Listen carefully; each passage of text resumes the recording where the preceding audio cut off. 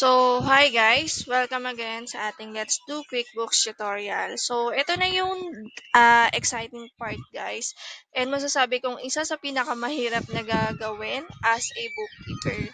And if you're asking bakit mahirap po? Kasi we need to identify all the transactions si client. Kasi hindi pwedeng basta-basta i-record siya kasi may proper account tayo per transactions. Kaya kapag di ka familiar sa transactions, lagi ko sinasabi, mag-send ka kay client ng query sheet or mag-google ka to identify the transactions bago mo siya i-record. Para next time na ma-encounter mo ulit yung same transactions, alam mo na siya kung paano gagawin. And as a bookkeeper guys, dapat lagi tayong may supporting documents. So, ano nga ba yung supporting documents na yon? Number one is yung statement of account ni client. Kasi doon tayo magbe-base sa mga transactions. And always na pagka nag-upload tayo ng invoice and bills na i-attach natin lagi yung mga invoices and bills documents para categorize. Bakit po? Para po accurate po yung categorization natin, and if ever na gusto mong i-check kung ano yung naka-upload, kung tama ba yung naka-upload tsaka dun sa price na or naka-record sa QuickBooks, mabe-verify mo agad siya. Then now, mag-i-start na tayo ng categorization. So for now, the question is, saan ba tayo unang magka-categorize? Siyempre, unahin natin yung pinakamadali. So, ang inuuna ko dyan is number one is yung mga bank transfer, and then bank charges, kasi itong mga to, madali lang siyang gawin. So, try muna natin yung bank transfer dito sa Revolut, guys.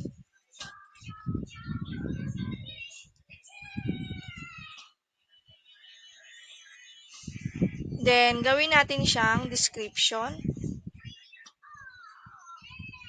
Okay.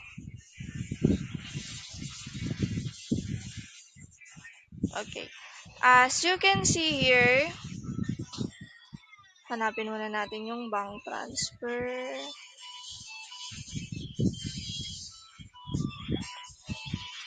Okay, like for this one, nakalagay electronic withdrawal to Amex credit card amounting to 704.96. So, gawin natin guys, 704.96. As you can see, ayan, 704.96. Saan daw siya galing? Dito daw sa Amex credit card, 1989. So, check natin si Amex 1989. Kung meron ba siyang 704. Okay, as you can see, meron siyang 704.96. Galing daw kay Revolut 0225. Anong date daw siya? So, January 1, 2025. Then sa Amex, January 1, 2025. So, ang gagawin natin, since andito na tayo kay Revolut, dami nakaarang. Wait lang guys.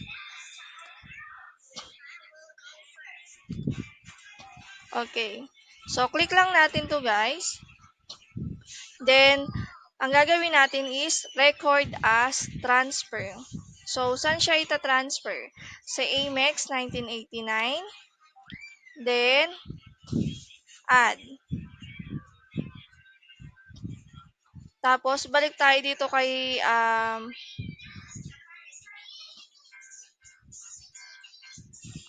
pagulo to. Balik tayo kay Amex. So, as you can see, eto na siya. Nag-match na siya. So, ang gawin lang natin dyan is match lang natin siya. So, wala na siya, guys. So, ganun lang ang gagawin sa bank transfer. Okay ba tayo, guys? Then, next naman, guys, is hanapin naman natin yung mga service charges.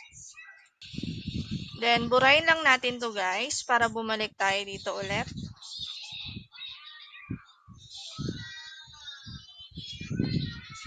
Yes. Like for example, this one, as you can see, analysis service charge. Kapag may nakita kayong mga ganito, ibig sabihin charges to from the bank. So, ang gagawin lang natin dito is, as you can see, meron na siya nakalagay na bank charges, pero gusto kong makita nyo kung paano siya gawin. So, click lang natin siya, and then categorize. So, hanapin lang natin yung category, naka-bank charges na siya. Then, add lang natin.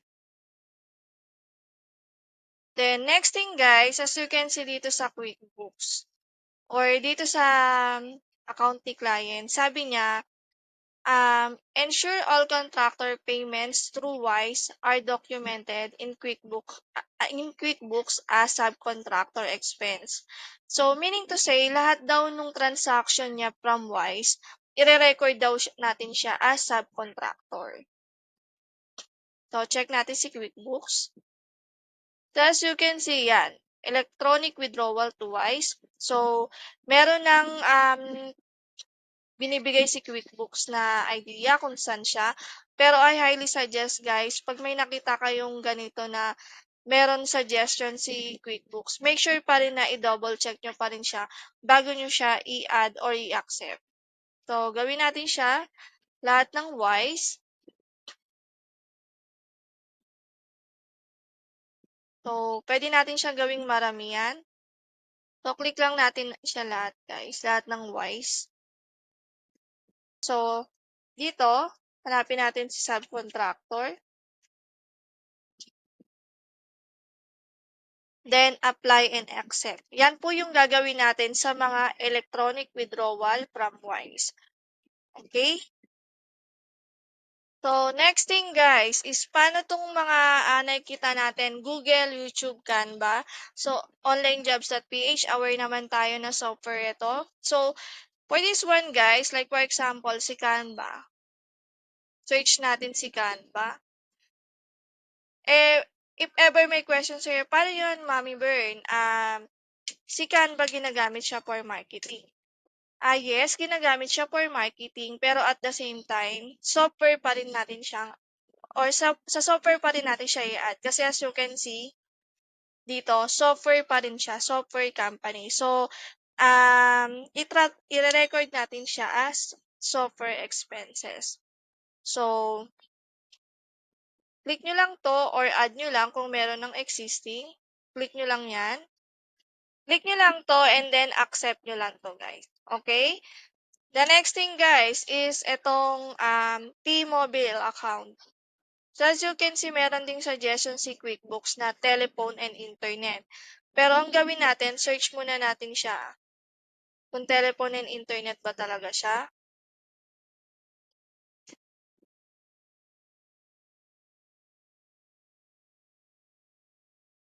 T-Mobile account.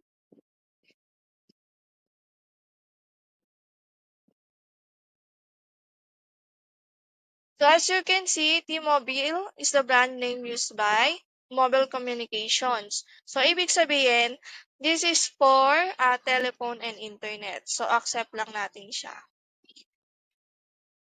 Or add nyo lang.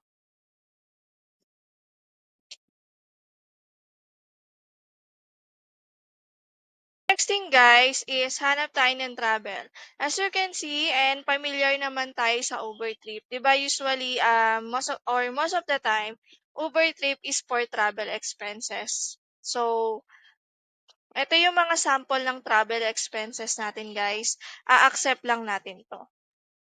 Then meron naman na kasi si QuickBooks suggestions kaya accept na lang natin siya. So next natin guys, as you can see dito sa Meals and Entertainment, si Yard House. Search natin ano ba si Yard House. Kung meals ba talaga siya, restaurant ba talaga. Yard House. So as you can see, Yard House is a resto bar. Meron sa Pilipinas. Meron din sa Amerika. So we call it as Meals and Entertainment. So click mo lang to or categorize mo siya. Or accept na lang natin since meron naman na siyang meron naman na si QuickBooks sinasuggest. Then as you can see, meron ding Starbucks. Sabay na natin yung Starbucks. So Starbucks is a coffee shop. So we add it as meals and entertainment. Accept lang natin siya. Then dito guys, as you can see, sabi ni client, my client is from Upwork and most of the transactions from Upwork is my marketing income. So record it as marketing income. So yung mga galing daw sa Upwork is income ni client. So ire-record natin siya as marketing income. As you can see, naka-receive siya. Client, yung mga client niya daw is from Upwork. So, yung mga galing sa Upwork na transaction at as you can see, naka-receive siya, gagawin natin siyang or ire-record natin siya as marketing income. So, click lang natin to. Then, since meron ng suggestion si QuickBooks na marketing income, so, pwede naman natin siyang i-accept na. But since wala pa kayong idea kung paano siya i-record, same lang naman sa process, ang pinagkaiba lang, income ito. So, deposit, hindi siya transfer. Then, hanapin natin yung marketing income. Kasi, ito ay income. Then, apply and accept. Ganun lang mag-record ng marketing income. Next thing is, may makita kayo ditong mga credit card transaction na spent. Or na-explain ko na yan kanina guys sa unang video. Ang gagawin lang natin dito sa mga transaction na to, ita-transfer lang natin siya sa credit card. So, hanapin lang natin guys yung amount and then yung amount, yung date, and then kung saan siya ita-transfer. Na-mention ko naman ito kanina sa unang video natin guys, okay? Next thing is, this one, internet banking transfer. Since hindi pa tayo, mayroon naman suggestion na owner's withdrawal. But since hindi pa tayo aware kung talagang owner's withdrawal siya, and as I mentioned earlier, na pagka hindi tayo aware, leave it muna natin to. Then, send muna tayo kay client ng query sheet. Okay? And as you can see, meron din ditong internet banking transfer na 3683 yung dulo. Pero kung titingnan nyo guys, wala naman tayong account na 3683. So, for that one, para makasigurado tayo, hindi rin muna natin to ire-record sa, or hindi muna natin siya i-categorize. Okay? Then, dito, as you can see, meron tayong spent na $405. Ito yung mga ni-record natin na bills na $405 sa mga BA. So, as you can see, hanapin nyo lang yung March. Not all the time categorize. Pagka ganito guys, March yung gagamitin natin. So, suggested March, $405. Falls between October 8, 2024 to January 26. As you can see, January 6 siya, $405. Kaya lang, dito kasi ang nakalagay Emirate charge. However, dito, Jade Evans siya. Find tayo ng other match. Okay, as you can see, hindi siya same dito. So, hindi muna natin gagalawin to guys since hindi sila same. Possible na may mali tayo dito sa pag-transact ng bill. Try natin si Jade Wellness.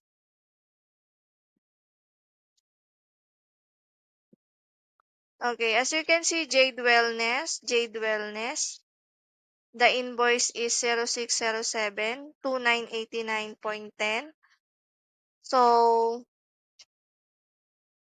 January 29 and pasok siya from October 31 to February 18. So, and then, yeah, match sila 2989.10. Then, Jade Wellness from bank details niya. Then, Jade Wellness. Then, match mo lang to guys. Same lang siya dito guys sa Just Products. Check mo ulit yung details. Then, pagka pareha sila, match mo na siya. Okay, ito naman yung mga ginawa natin ng invoices. So, hanap pa tayo ng pwedeng i-explain. Di bali yung mga naiwan na iba guys sa as I mentioned earlier, kayo yung gagawa. Binigyan ko lang kayo ng idea kung paano siya gawin. Para,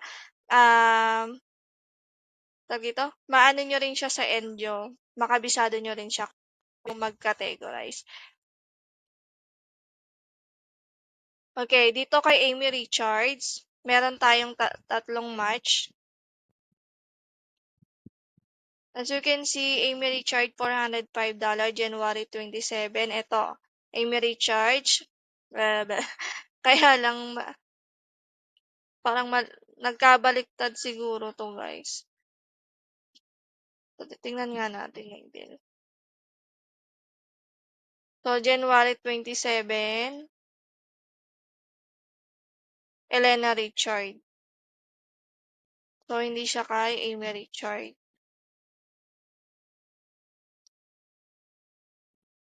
Elena Richard naman. Ba't kasi pare-parehas ang pangalan nila? Check natin yung documents.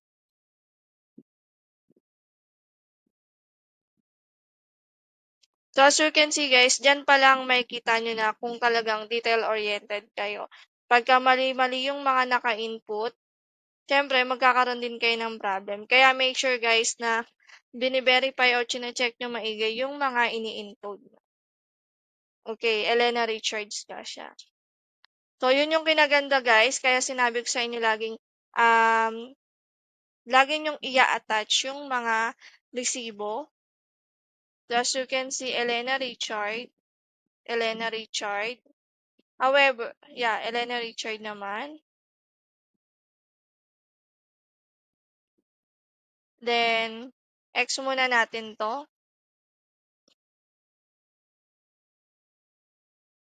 So, hanapin natin yung kay Amy Richards. Ito yung kay Amy Richards, guys. Ito yung kay Elena Richards. So, ito yung pipindutin natin, yung 0601. Match nyo lang siya, guys. So, hahanap tayo ng Facebook dito, guys. Okay. As you can see, ito. Meron siyang Facebook. So, may suggestion na si QuickBooks na advertising expense. And as I mentioned before, pag may nakita kayong mga Facebook, usually hindi siya software. Ginagamit natin siya for ads. So, gawin natin dito guys. Accept na natin siyang apat. Okay. Then, accept natin. So, yan yung tinatawag natin na Facebook ads. Then, as I mentioned before then na pag meron kayo nakitang Google Ads, so as you can see dito, merong Google Ads. So, i-categorize natin to as advertising expense.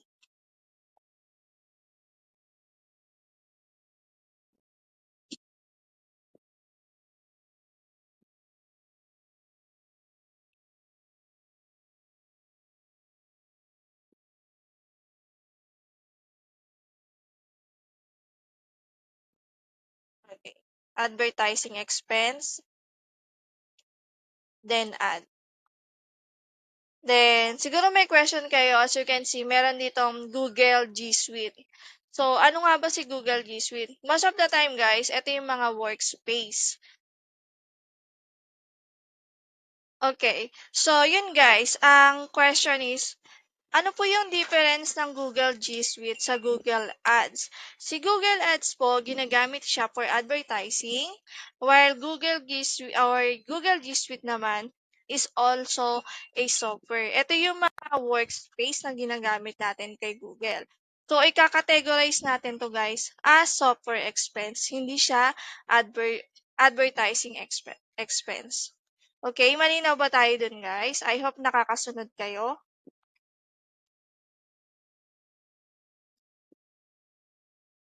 So for expense, then ad.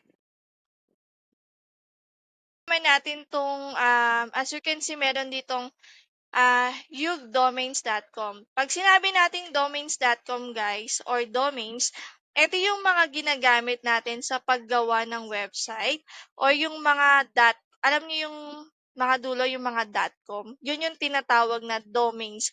So, meaning to say, gumamit si client ng website or bumili si client ng domain sa website or sa mga hosting company. So like for example si Hug Domains. Eto guys, pag kinategorize natin si Hug Domains guys, ang categorization nito guys is website expenses since ito web hosting company. So the exact explanation is bumili ng domain name sa hosting company si client. So i-categorize natin siya as website expenses. Okay guys?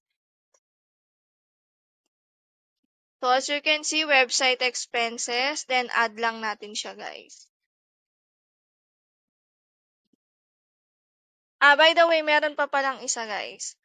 Hindi pa natin na-open yung Revolut Savings.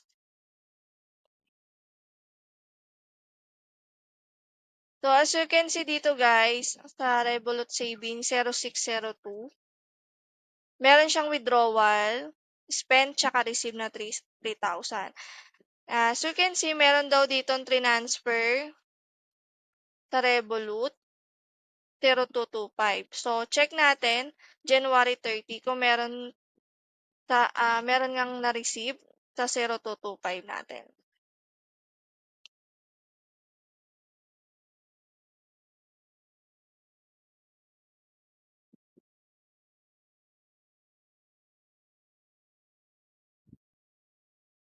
So, as you can see dito sa 0605 natin na account, meron daw tayong transfer kay Revolut 0225 account na 3,000. So, check natin kay Revolut.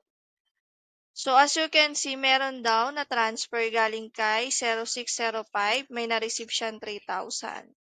So, for that one, gagawin lang natin siya guys. Re-record lang natin siya as transfer. Okay? Record natin siya as transfer. So, magre-record tayo kay Revolut 0605-20225.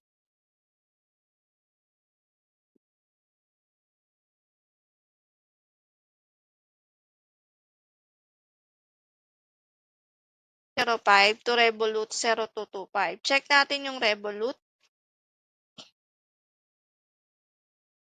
As you can see, nawala na siya dito yung 3,000, yung spent or received kasi transfer na siya ni Revolut 0605. Okay, guys. And lastly, dito sa Revolut 0605,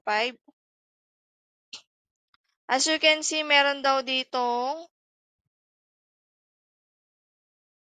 na-receive na electronic deposit from Clint Garnier.